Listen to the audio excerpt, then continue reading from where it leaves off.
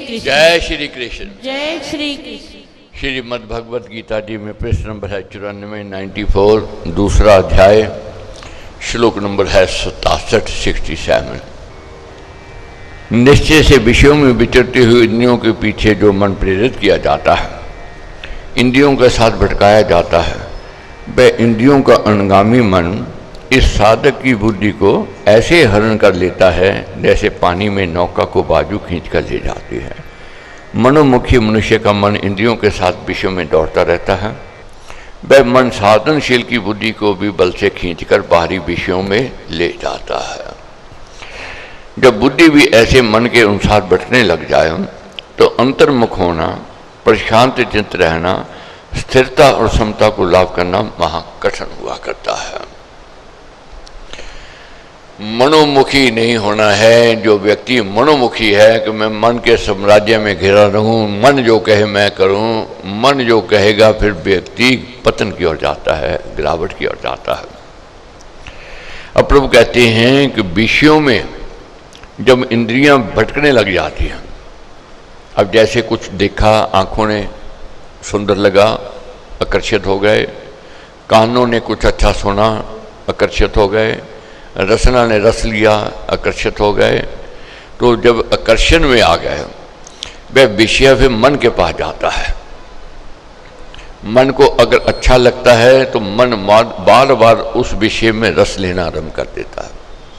अब कभी भी देखोगे जीवन में जो हमें हमारी इंद्रियों के अनुकूल कोई वस्तु, पदार्थ, प्राणी हो, उसके प्रति आकर्षण पैदा हो जाता है, और आकर्षण पैदा होता है तो मन उसमें जुड़ जाता है, मन को अच्छा लगता है, और मन ही मन सोचता है मैं इसको प्राप्त कर लूं, ये मेरा हो जाए, ये मेरी हो जाए, उसकी लालसा होती है।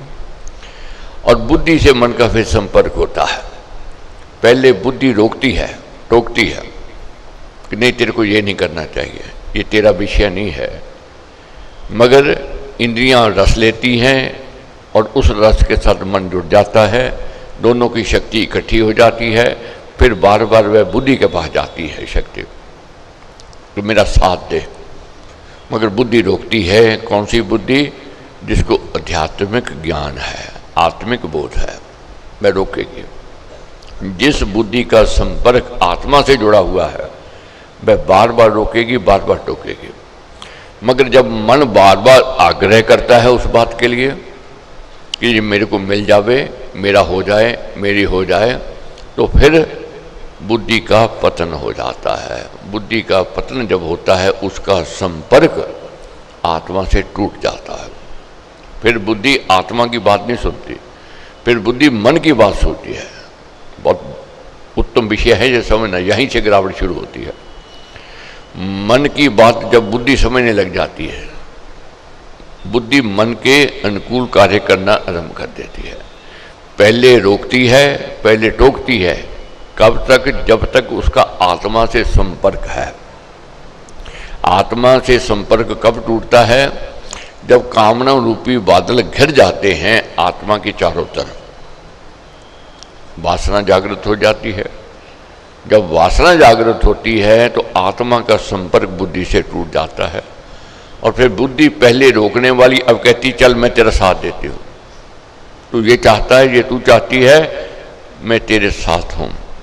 फिर वही युक्ति दिखाती है, वही रास्ता दिखाती है, वही छल करवाती है, वही कपट करवाती है। तो प्रभु कहते हैं कि जब बुद्धि मन के अनुसार चलने लग जावे तो वहाँ पतन होना निश्चित है, वहाँ गिरावट का होना निश्चित है। बुद्धि भी ऐसे मन के अनुसार भटकने लग जाए तो अंतर्मुख होना, प्रशांत चित्त रहना, स्थिरता और समता को लाभ करना महाकठिन कार्य हुआ करता है। इसलिए हे महावीर, जिस धीरजन की इंद्रियां अपने विषयों से सर्व प्रकार वश में की हुई हैं उसकी बुद्धि स्थिर है। प्रत्येक कार्य में बुद्धि का स्थिर होना आवश्यक है। पहले इंद्रियों को कंट्रोल करना है, इंद्रियां कंट्रोल में रहेगी तो बुद्धि कंट्रोल में है, और बुद्धि फिर जो स्थिर जब होती है वे कार्य सफलता की ओर ले जाती है, अच्छाई की ओर ले जाती है, फिर सात्विक वृत्ति काम करती है। यहाँ तक कह दिया है कि प्रत्येक कार्य में बुद्धि का स्तर होना अति आवश्यक है। कैसे? प्रत्येक कार्य में बुद्धि का स्तर होना आवश्यक है। कर्म योग में, कर्तव्य के पालन में, आध्यात्मिक मार्ग में और भक्ति धर्म में तो बुद्धि का स्तर होना अति अवश्य कहा गया है। जिस मनुष्य की बुद्धि कर्तव्य कर्म को करते हुए सत्य पर, न्याय पर, उचितता पर, धर्म पर, करने योग्य अपने स्वाभाविक कर्म पर और अपने शुद्ध लक्ष्य पर टिकी हो, वह मनुष्य स्थिर बुद्धि कहा जाता है। ऐसा व्यक्ति स्थिर बुद्धि वाला होता है जिसकी बुद्धि कंट्रोल में है, जिसकी बुद्धि में सात्विक वृत्ति है, जिसकी बुद्धि का संपर्क आत्मा से जुड़ा हुआ है। राग द्वेष से, सुख दुख से, हानि लाभ से, अनुकूल प्रतिकूल संयोग से, शीत उष्ण से और मान अपमान आदि से भी जो साधक अपने कर्तव्य कर्म का त्याग ना करे, वह स्थिर मति वाला है। जीवन में हानि भी होगी, लाभ भी मिलेगा, यश भी अपयश भी, ये सुसमय कुसमय भी आवेगा, सुख दुख भी आवेगा। इसमें सम रहने का यत्न प्रयत्न करना है। जो सम रहने का यत्न प्रयत्न करता है वह स्थिर मति वाला है। ऐसे साधक के लिए सम रहना, दमंदों का सहना, इंद्रियों का संयम, मन का वशीकार बहुत ही उपयोगी साधन है। इन्हीं में स्थिर बुद्धि मनुष्य पहचाना जाता है। प्रकृति के थपोड़े सहन करने ही पड़ेंगे। जो सहन कर लेता है वही जीवित है, वही आगे बढ़ता है।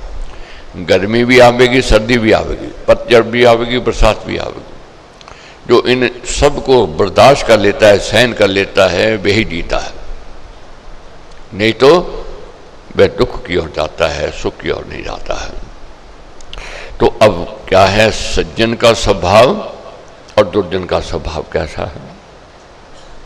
देखने में प्राणी एक जैसे, मगर सज्जनता जिसमें है उसका व्यवहार स्वभाव कुछ न्यारा होगा और जो दुर्जन है उसका स्वभाव उल्ट होगा। कैसे समझना?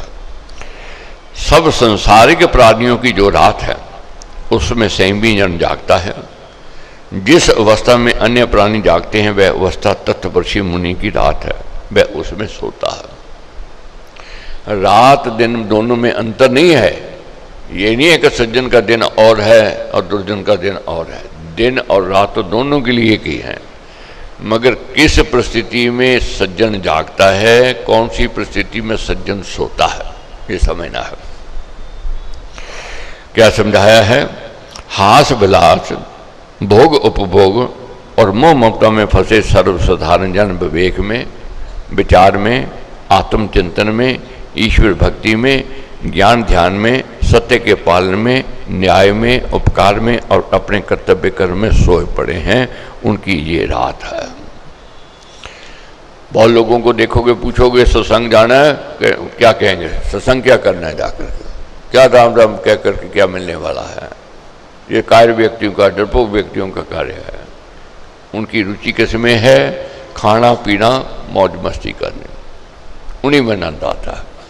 उनको सत्संग जहर समान लगता है और ऐसे शुभ कार्य में सोए खराटे लेता है, मगर सज्जन इसमें जागता है।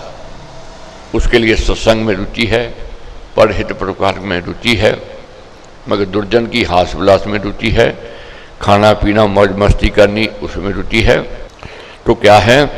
संयमी व्यक्ति शुभ कार्य में जागता है, ऊपर कहे कर्म में तत्पर रहता है, सत्कर्मों के करने में और आत्मा परमात्मा के विश्वास में उसकी आंखें कभी बंद नहीं होती, वह सजग बना रहता है। अब देखो कैसे आप आए हो, ये कौन सी आपको शक्ति लेकर के आई है?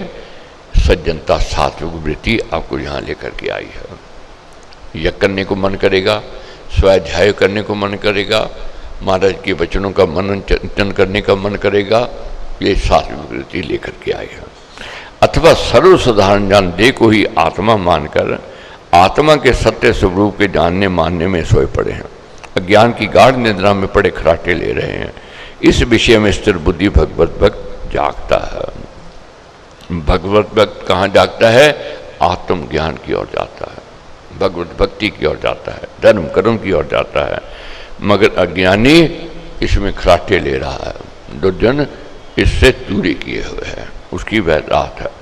वह चैतन्य बना रहता है। कौन? सात्विक वृत्ति। वह आत्मा की अमर सत्ता का और परमेश्वर के होने का पूरा निश्चय रखता है। कौन? सात्विक वृत्ति वाला। प्राणी प्राय प्राकृतिक पदार्थों की प्यास में, भोगों की भूख में, देही आत्मा है जड़ बात में, कामना में, स्वार्थ में, निंदा में, ईर्षा द्वेष में, क्रोध अहंकार में तथा मोह ममता में ही जागते रहते हैं। इन्हीं में समय व्यतीत करते रहते हैं। सार देखने वाले मुनि की ये रात है, वे इनमें सोया करते हैं, उसमें ये बातें नहीं होती। इसलिए तत्वदर्शी मननशील संयमी की ज्ञानवान और स्थिर प्रज्ञ हुआ करता है। अब जानना है कहीं हमारी स्थिति ऐसी तो नहीं। कौन सी स्थिति? निंदा अच्छी लगती हो, स्वार्थ में घिरे हुए हों, ईर्ष्या द्वेष में हो, क्रोध अहंकार में हो, या मोह ममता में फंसे हुए हो। अगर ऐसी स्थिति है तो सज्जन का स्वभाव नहीं, अच्छाई नहीं है। मगर सज्जन द्वेष भावना से दूर है, क्रोध अहंकार से दूर है, मोह ममता से दूर है, वह श्रेष्ठता की ओर जाता है। कंकर जगह जगह मिलेंगे, हीरे कहीं कहीं मिलेंगे। कंकर की वह कीमत नहीं है, वह साख नहीं है जो हीरे की कीमत है, जो साख है। दुर्जन जगह जगह मिलेंगे, सज्जन कहीं कहीं मिलेंगे। दुर्जन की वह साख नहीं है, वह इज्जत नहीं है जो सज्जन की है। इसलिए हमने सज्जनता की ओर बढ़ना है, अच्छा बनना है, अच्छा बन के दिखाना है। तो क्या समझाते हैं प्रभु? उसमें यही बातें नहीं होती। इसलिए तत्वदर्शी मननशील संयमी है, संयमी ही ज्ञानवान स्थिर प्रज्ञ हुआ करता है। जिस प्रकार सब ओर से नदी नालों द्वारा भरे जाते हुए अचल और मर्यादा में ठहरे हुए समुद्र में आप ही आप पानी प्रवेश करते हैं, वह मर्यादा का लोप ना करके अचल बना रहता है। उसी प्रकार जिस स्थिरमती मनुष्य में सब कामनाएं प्रवेश करती हैं, उसी में शांत हो जाती हैं, उनसे उसकी तृष्णा नहीं उछलती, वह शांति को प्राप्त करता है। कामनाओं की कामना करने वाला शांति लाभ नहीं कर सकता है। जो कामनाओं के पीछे भागता है वह अशांत रहेगा, निराश रहेगा, उदास रहेगा। जो कामनाओं पर विराम लगावेगा वही सुखी है, वही प्रसन्न चित्त है। हमने इस ओर बढ़ना है। संसार की सारी दौलत मिल जाए, संसार के सारे सुख के साधन भी अगर एक प्राणी को मिल जाए, तब भी उसकी तृप्ति नहीं है, वह अतृप्त है। एक कामना पूर्ण होती है, दूसरी तीसरी खड़ी हो जाती है। और क्या है, जब कामना पूर्ण हुई 2 दिन 4 दिन तो खुशी है, मगर साथ ही दुख फिर आ जाता है। ये नहीं वो चाहिए था, ऐसा नहीं वैसा चाहिए था, तो फिर व्यक्ति उसी उधेड़ में उड़ने लगा रहता है। संतोषी व्यक्ति सुख की ओर जाता है, ज्ञानी व्यक्ति आनंद लेता है सुख का, और अज्ञानी हर समय रोने में लगा रहता है। मेरे को ये नहीं मिला, मेरा ऐसा नहीं हुआ, मेरा वैसा नहीं हुआ, वह ऐसी स्थिति में है। अब कुछ मिल जाए, जो दुर्जन है फुंकारे मंगारे है, अहंकार में आ जाएगा। दौलत मिल गई, शौहरत मिल गई। 5 महारत्न कहे गए हैं, दौलत, शोहरत, ताकत, जवानी और सुंदरता। जब ये आते हैं तो अहंकार भी साथ में आता है।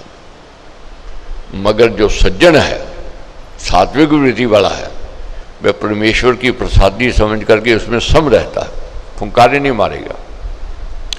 दौलत की, शोहरत की, ताकत की, जवानी की, सुंदरता की वह प्रदर्शनी नहीं करेगा। आप देखोगे जो व्यक्ति गंभीर होते हैं, ना ताकत की, ना दौलत की, ना शोहरत की, ना जवानी की, ना सुंदरता की प्रदर्शनी नहीं करते। क्यों? वे जानते हैं प्रदर्शनी करने से हानि ही हानि है, नुकसान ही नुकसान है।